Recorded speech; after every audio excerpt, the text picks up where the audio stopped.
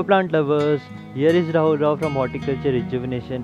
आज मैं bleeding heart wine के साथ आया हूँ जो क्लेरोडेंड्रम जेनस से बिलोंग करता है। ये प्लांट ब्लीडिंग हार्ट वाइन इसीलिए कहलाता है क्योंकि इसके जो फ्लावर हैं ये ऐसे लगते हैं जैसे कि किसी हार्ट ब्लीड कर रहे हों, तो इसीलिए इसे ब्लीडिंग हार्ट वाइन के नाम से जाना जाता है। और इसके काफ़ी सारे स्पीशीज़ आते हैं। इसके 2 स्पीशीज़ तो मेरे पास हैं। आप देख सकते हैं इसके लीफ थोड़े से क्लीन है, कोई वेरिगेशन नहीं है। इस प्लांट में वेरिगेशन है, तो इसके लीफ वेरिगेटेड है। ये प्लांट मैंने 2 साल पहले लगाया था और ये प्लांट मैं लास्ट ईयर लगाया था। थोड़ा सेंसिटिव प्लांट है। अगर आपके यहाँ टेम्परेचर बहुत ज़्यादा जाता है या फिर काफ़ी कम जाता है तो इन सब रीजन्स के लिए ये प्लांट सेंसिटिव हो जाता है। पर अगर आपके यहाँ मॉडरेट टेम्परेचर रहता है, ऑटम स्प्रिंग की कंडीशन पूरे साल भर रहती है या फिर मैक्सिमम टाइम रहती है, थोड़ा सा ठंडा एटमॉस्फेयर पसंद करते हैं, तो उस कंडीशन में बहुत अच्छा ग्रो होते हैं ये प्लांट। तो हम आज डिस्कस करेंगे इस प्लांट को। अगर आप इस प्लांट को लेके स्ट्रगल कर रहे हैं या ग्रो अच्छा नहीं हो रहा है, स्पेशली ये वहाँ होगा जहाँ पे टेम्परेचर काफ़ी ज़्यादा जा रहा है या फिर काफ़ी कम जाता है। तो let's discuss about this plant.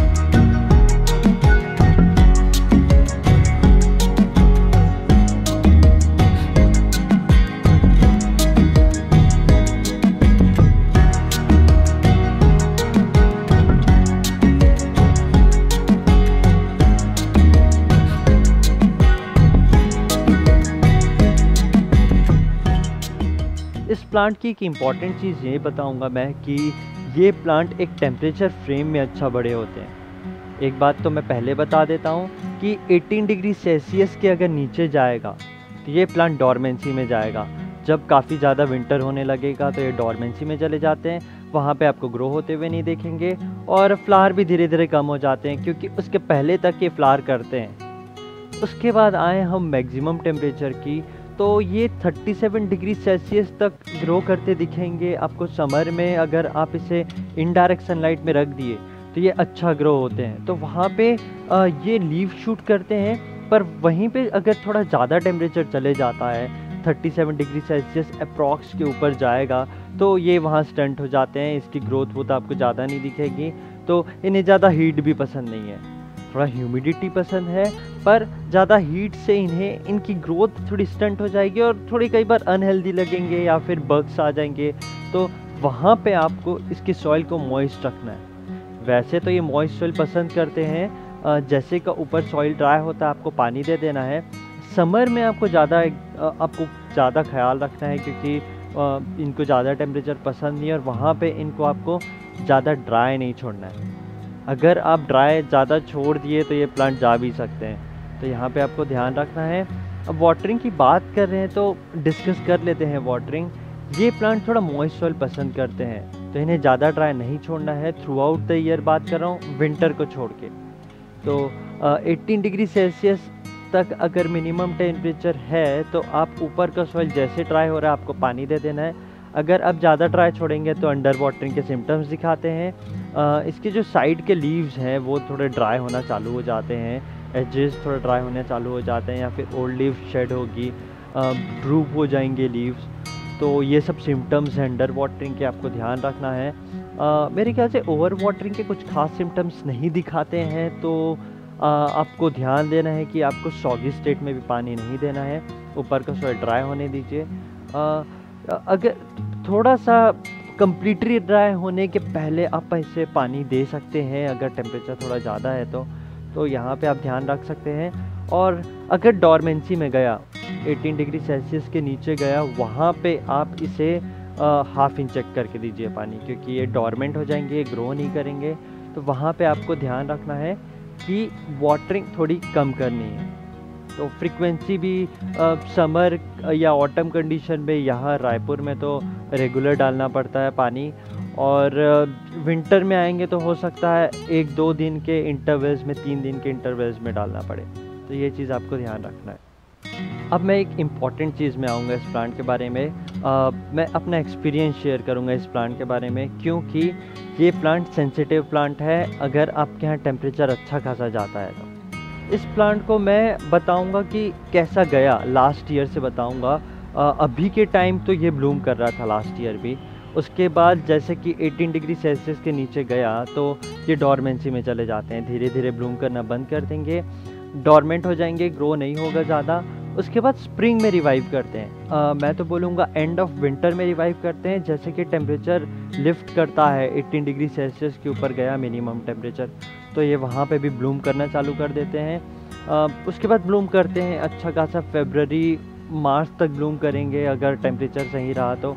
इनसे ज़्यादा टेम्परेचर भी पसंद नहीं है, मतलब अगर 32 डिग्री सेल्सियस के ऊपर गया तो आपको इसे इनडायरेक्ट सनलाइट में शिफ्ट करना है, क्योंकि ये अगर आप इस प्लांट को अगर डायरेक्ट सनलाइट में रख देंगे वहाँ पे तो ये प्लांट स्ट्रेस हो जाएगा और ग्रो भी नहीं करेगा और टॉर्मेंट हो जाएंगे। और कई बार ज़्यादा सनलाइट पे काफ़ी ज़्यादा स्ट्रेस हो जाते हैं, वहाँ पे आपको ज़्यादा डायरेक्ट सनलाइट नहीं देना। तो सनलाइट एक्चुअल में कितना देना है इसे, अगर temperature frame 18 degree Celsius minimum और मैक्सिमम 32 डिग्री सेल्सियस है तो वहाँ पे आप इसे 3 से 4 घंटे की डायरेक्ट सनलाइट दीजिए।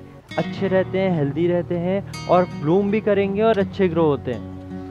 अगर इसका फेवरेबल टेम्परेचर है तो आप 5 घंटे की भी डायरेक्ट सनलाइट दे सकते हैं। सुबह से दे रहे हैं तो 5 घंटे की दीजिए, नून की दे रहे हैं तो 2-3-4 घंटे की भी काफ़ी होती है।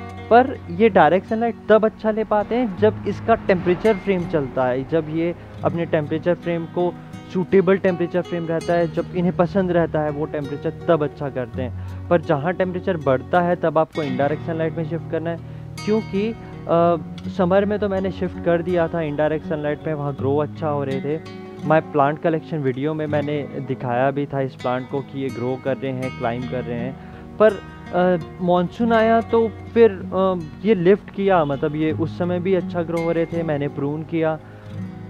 इस बार तो जून पे ही अच्छा खासा पानी गिर गया था, जून में एंटर कर गया था मॉनसून, प्री मॉनसून भी हुआ और अच्छा खासा पानी गिरा। जुलाई में ठीक ठाक पानी गिरा, टेम्परेचर भी थोड़ा कम किया तो वहाँ ग्रो अच्छा कर रहे थे। तो मैंने तो इसे थोड़ा डायरेक्ट सनलाइट पे रखा था, क्लाउडी भी रहता है तो चल गया, ये उस समय अच्छा ग्रो कर रहे थे। पर जब अगस्त आया तो टेम्परेचर 34-35 डिग्री सेल्सियस तक शूट किया है, काफ़ी वार्म हो गया था, पानी भी नहीं गिरा, वहाँ पे स्टंट हो गया था इसका ग्रोथ और अनहेल्दी से हो गए थे, ग्रो सही से नहीं कर रहे थे। तभी भी इसको थोड़ा डायरेक्ट सनलाइट मिल रहा था, मेरे को बाद में रियलाइज़ हुआ कि इसे इनडायरेक्ट सनलाइट में शिफ्ट कर देना था, क्योंकि ये जो प्लांट है ये अगर ज़्यादा टेम्परेचर गया और आप इसे डायरेक्ट सनलाइट में रखे हैं तो ये दिक्कत करते हैं। फिर अगस्त के बाद तो सितंबर में पानी काफ़ी गिरा है, वेट सितंबर क्या है, तो वहाँ पे रिवाइव किए, वहाँ पे ग्रो करना चालू किए, उस समय तब हेल्दी होना चालू हुए।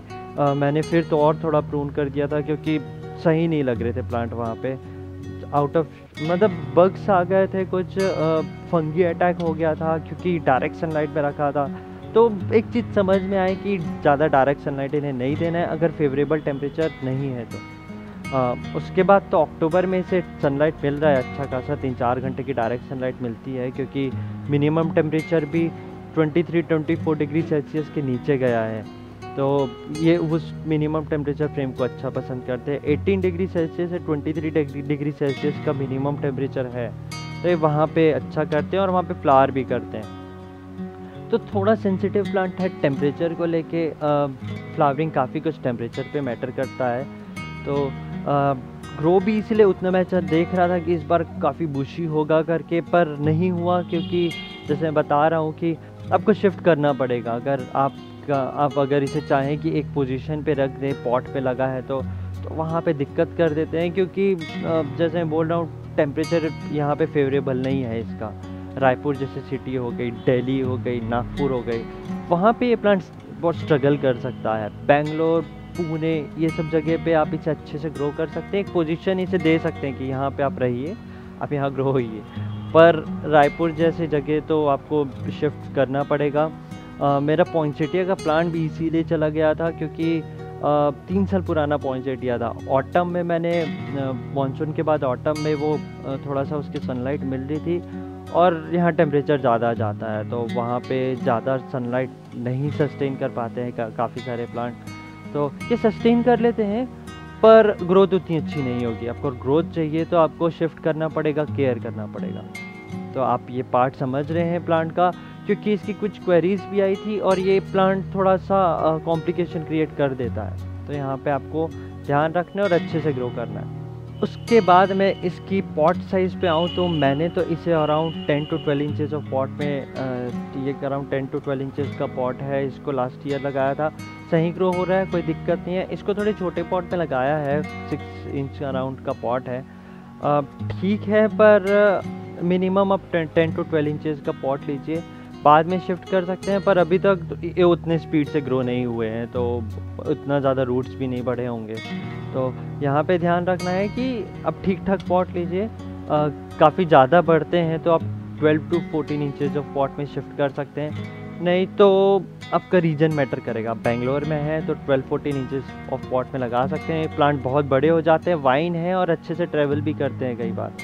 तो यहाँ पे आप पॉट को लेके सही सिलेक्शन कर सकते हैं, रीजन भी डिपेंड करेगा। पॉट के बाद आऊँगा मैं इसकी फर्टिलाइजेशन पे। फर्टिलाइजेशन इस प्लांट के लिए इम्पॉर्टेंट है क्योंकि ये तो थोड़ा एसिडिक सॉइल पसंद करता है और फर्टाइल सॉइल पसंद करता है, तो इसे फर्टिलाइज करना है।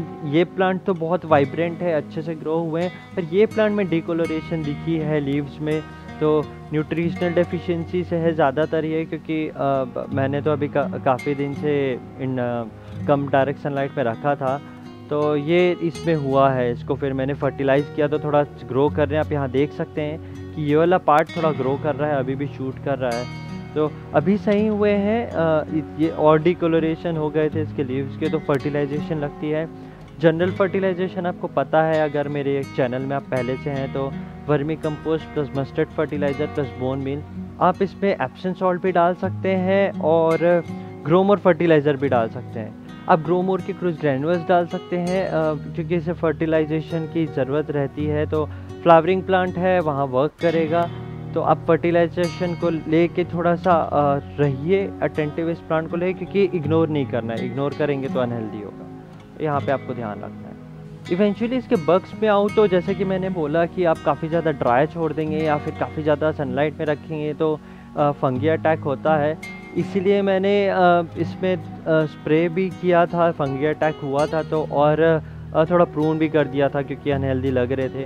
तो वहाँ पे आपको ध्यान रखना है कि टेम्परेचर ज़्यादा बढ़े तो आप इनडायरेक्ट सनलाइट में शिफ्ट कर दीजिए, आपको अगर हेल्दी रखना है तो। मैं ये वीडियो इसीलिए है क्योंकि अगर आप चाहते हैं कि हेल्दी रहे प्लांट, अगर आपका सही नहीं कर रहा है तो आपको कुछ चीज़ें करनी होगी तो हेल्दी रहेगा। आप समझ रहे हैं इस चीज़ को, अप्लाई कीजिए और होपफुली आपको ये वीडियो अच्छा लगा हो। थोड़ा थॉटफुल वीडियो है क्योंकि कुछ क्वेरीज आई थी, क्योंकि मैं भी स्ट्रगल किया हूँ इस प्लांट को लेके, तो समझने में थोड़ा वक्त लगा। 2 साल से मैं इस प्लांट को देख रहा हूँ अपने एनवायरनमेंट में। सेंसिटिव प्लांट है, सही से ग्रो करेंगे तो एंजॉय करेंगे क्योंकि इसके फ्लावर बहुत खूबसूरत रहते हैं। Hopefully you like the video. Thank you for watching, keep gardening.